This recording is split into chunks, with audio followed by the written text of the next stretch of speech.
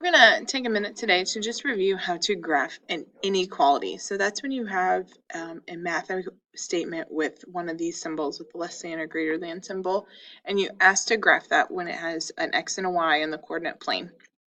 The part that we really are going to focus on is the shading part and whether we should use solid or dashed lines. So first you want to start by graphing the boundary line. So that's acting as if this were an equal sign. Okay, and we're going to graph that. So this is in slope-intercept form. So if you recall, we're going to go to the +3 on the y-axis, which would be 3 up from the origin, and put a point. And then our slope is -2, which is the same as like over 1.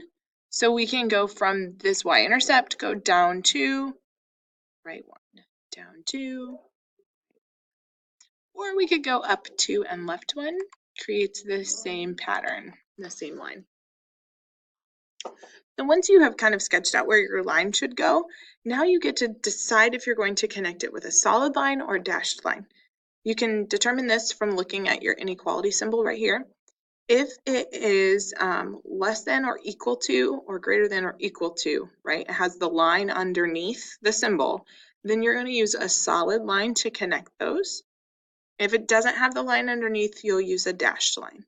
So for this example, we should use a solid line to connect our points.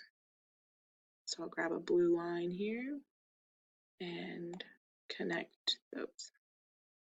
So your line should look something like that. And I'm going to extend it way out. So now you can see that this line divides the coordinate plane into two halves. Okay, so because of this symbol, anytime you have an inequality symbol, you're going to have to shade something to indicate that there are a lot of answers. There are a lot of possible combinations we can plug in because there are lots of numbers that are less than other things. And so this symbol, the easiest way to determine where you're going to shade is to test a point.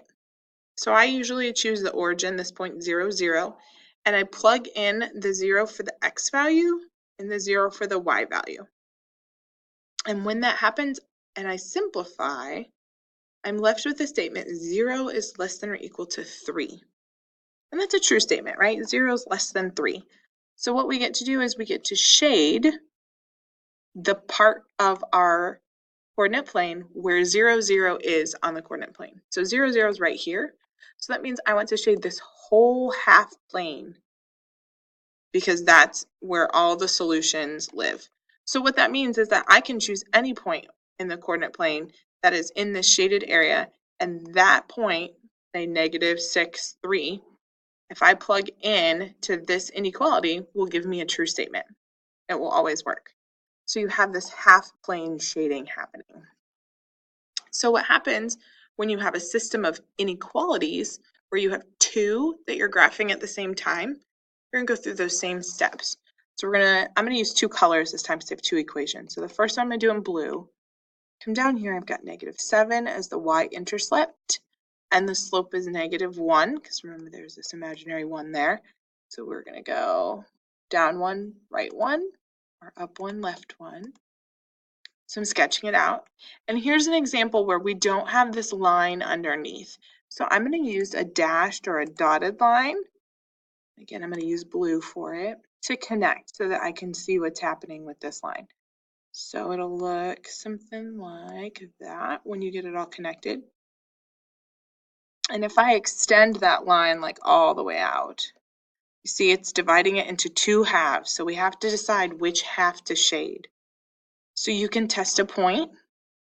So plug in a 0 for the y and a 0 for the x, and you'd be left with 0 is less than -7. Well, that's not true, right? 0 is larger than negative numbers, so that means we don't want to shade where 0 is. So I want to shade in the other region where 0 is not. That means I'm going to shade down in this region down here. Something like that.